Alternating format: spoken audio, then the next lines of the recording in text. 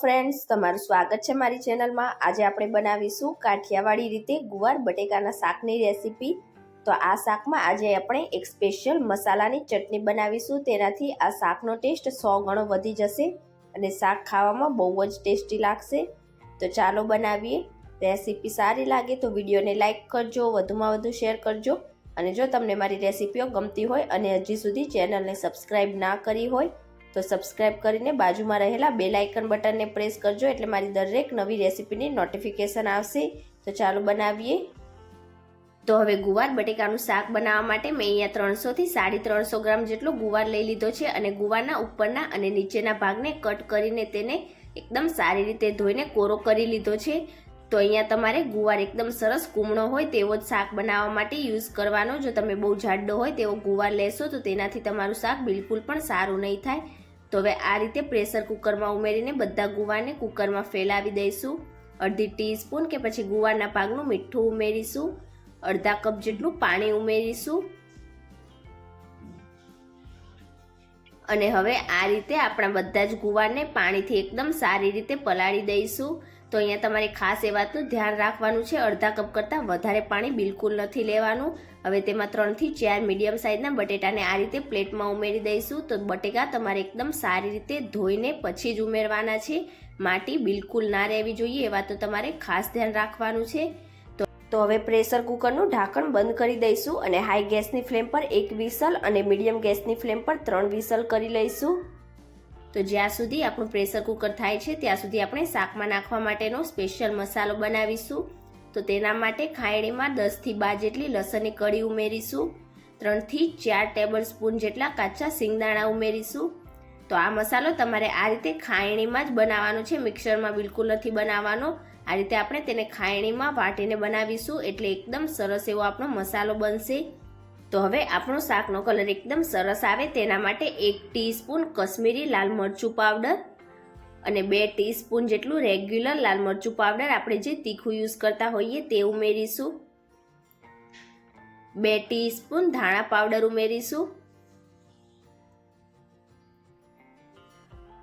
અડધી ટીસ્પૂન કરતાં થોડીક ઓછી હળદર ઉમેરીશું અને હવે બધી વસ્તુને આપણે અધકચરી વાટીને તૈયાર કરી લઈશું। તો આ રીતે અધકચરો બધો મસાલો બનાવીને આપણે તૈયાર કરીશું, તેનાથી આપણો શાકનો ટેસ્ટ એકદમ સરસ લાગશે।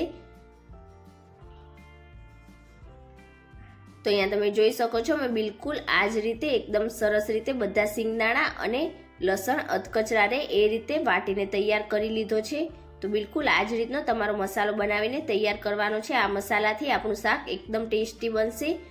તો અહીંયા આપણું પ્રેશર કુકર થઈ ગયું છે, પ્રેશર નીકળે એટલે પ્રેશર કુકરનું ઢાંકણ ખોલી દઈશું અને અહીંયા તમે જોઈ શકો છો ગુવાર આ રીતનો તમારો હોવો જોઈએ, કાચો પણ ના રહેવો જોઈએ અને વધારે પડતો બફાઈ પણ ના જવો જોઈએ। આ જ રીતનો તમારે ગુવાર રાખવાનો છે અને આપણા બટેટા પણ એકદમ સારી રીતે બફાઈ ગયા છે। તો હવે તેને બહાર નીકાળીને સાઈડ ઉપર રાખીશું અને ગુવારમાં જે પાણી છે તેને આપણે ફેંકીશું બિલકુલ નહીં, આપણે તેને શાક બનાવવામાં જ યુઝ કરીશું। તો બધા પાણીને આપણે નિતારી લઈશું અને જે ચટણી બનાવેલી એ ચટણીમાં આપણે પાણી ઉમેરીશું। તો વધારે પાણી નહીં નીકળે, આપણે ફક્ત અડધા કપ જેટલું જ પાણી યુઝ કરેલું, તો અડધા કપ કરતાં પણ થોડુંક ઓછું પાણી આપણું નીકળશે। તો બધા પાણીને આપણે આ રીતે મસાલામાં ઉમેરી દઈશું અને આ રીતની પેસ્ટ બનાવીશું। તો અહીંયા તમે જોઈ શકો છો મેં આ રીતે મસાલાની પેસ્ટ બનાવીને તૈયાર કરી લીધી છે। તો આ રીતે પાણી ઉમેરવાથી ફાયદો એ થશે કે જ્યારે આપણે તેને શાકમાં ઉમેરીશું ત્યારે આપણા મસાલા બિલકુલ પણ બળી નહીં જાય। તો હવે આ રીતે બટેકા ઠંડા થઈ જાય એટલે તેની છાલ નીકાળીને તમારે જે રીતે નાના કે મોટા બટેટાના ટુકડા કરવા હોય એ રીતે બટેકાના ટુકડા કરી લેવાના। અને હવે શાક બનાવવા માટે આપણે ગેસ ઉપર એક કઢાઈ રાખીશું અને તેમાં 3 ટેબલ સ્પૂન જેટલું તેલ ઉમેરીશું। તેલ ગરમ થઈ જાય એટલે તેમાં અડધી ટીસ્પૂન અજમો ઉમેરીશું અને અજમાનો હલકો કલર બદલાવા દઈશું। અજમાનો હલકો કલર બદલાઈ જાય એટલે અડધી ટીસ્પૂન જીરું ઉમેરીશું અને જીરાનો પણ હલકો કલર બદલાવા દઈશું। જીરાનો હલકો એવો કલર બદલાઈ જાય એટલે 1/4 ટીસ્પૂન જેટલી હિંગ ઉમેરીશું અને ગેસની ફ્લેમ સ્લો કરી દઈશું અને હવે જે આપણે મસાલાની પેસ્ટ બનાવીને તૈયાર કરેલી તેને એકદમ સારી રીતે પહેલાં મિક્સ કરી દઈશું એટલે આપણા તળિયે મસાલા બિલકુલ પણ બેસી નહીં જાય। અને હવે સ્લો ગેસની ફ્લેમ પર જ આપણે બધા મસાલાને તેલમાં ઉમેરીશું અને હવે એકદમ સારી રીતે બધા મસાલાને મિક્સ કરી દઈશું અને જ્યાં સુધી આપણા મસાલાની પેસ્ટમાંથી તેલ સેપરેટ ના થવા લાગે ત્યાં સુધી તેને સ્લો ગેસની ફ્લેમ પર સાતડીશું. તો આ રીતે આપણે મસાલાને સાતડીશું એટલે તેમાંથી તેલ સેપરેટ થશે અને લસણની હલકી એવી કચાશ દૂર થઈ જશે. તો અહીંયા થોડીક જ વારમાં તમે જોઈ શકો છો આપણા મસાલામાંથી એકદમ સરસ રીતે તેલ સેપરેટ થવા લાગ્યું છે. તો હવે આપણા શાકને વધારે ટેસ્ટી બનાવવા માટે આપણે બાઉલમાં 2 ટેબલ સ્પૂન જેટલું દહીં લઈશું અને દહીંને એકદમ સારી રીતે ફેટી લઈશું અને આપણી મસાલાની પેસ્ટમાં ઉમેરીશું. તો અહીંયા દહીંની જગ્યાએ તમે છાશનો ઉપયોગ પણ કરી શકો છો. તો હવે એકદમ ઝડપથી આપણી બધી જ દહીંને એકદમ સારી રીતે મિક્સ કરી લઈશું એટલે આપણું દહીં બિલકુલ પણ ફાટી નહીં જાય. તો હવે બાઉલમાં 4 થી 5 ટેબલ સ્પૂન જેટલું પાણી ઉમેરીશું, રિન્સ કરીશું અને આ રીતે પેસ્ટમાં ઉમેરી દઈશું, મિક્સ કરી દઈશું એકદમ સારી રીતે. તો અહીંયા જો તમારે રસો વધારે જોતો હોય તો તમે આ સ્ટેજ ઉપર પાણીનું પ્રમાણ થોડુંક વધારે પણ ઉમેરી શકો છો. તો હવે એકદમ સારી રીતે મિક્સ કરી લઈશું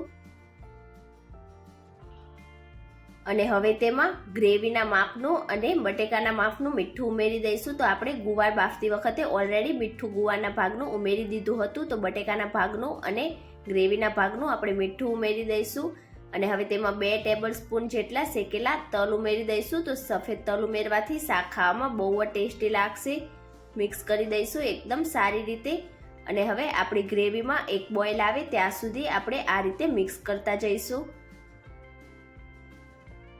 તો આ રીતે એક બોઇલ આવવા લાગે એટલે જે બટેકા આપણે બાફીને આ રીતે કટ કરીને રાખેલા તે બધા જ ઉમેરી દઈશું, મિક્સ કરી દઈશું અને 2 થી 3 મિનિટ જેવું આપણે આ રીતે મસાલાની પેસ્ટ સાથે બટેકાને સાતડીશું એટલે બધા જ મસાલાની ફ્લેવર આપણા બટેકામાં એકદમ સારી રીતે આવી જશે. તો અહીંયા થોડીક જ વારમાં તમે જોઈ શકો છો આપણી ગ્રેવી આ રીતે થીક થઈ ગઈ છે. તો જો તમારે વધારે રાખવી હોય તો તમે થોડુંક પાણીનું પ્રમાણ વધારે રાખી શકો છો. તો હવે આ રીતે 2 થી 3 મિનિટ જેવું થઈ જાય એટલે આપણે ગેસની ફ્લેમ સ્લો સાઈડ રાખીશું અને હવે જે આપણે ગુવારને બાફીને તૈયાર કરેલો તે બધો જ ઉમેરી દઈશું.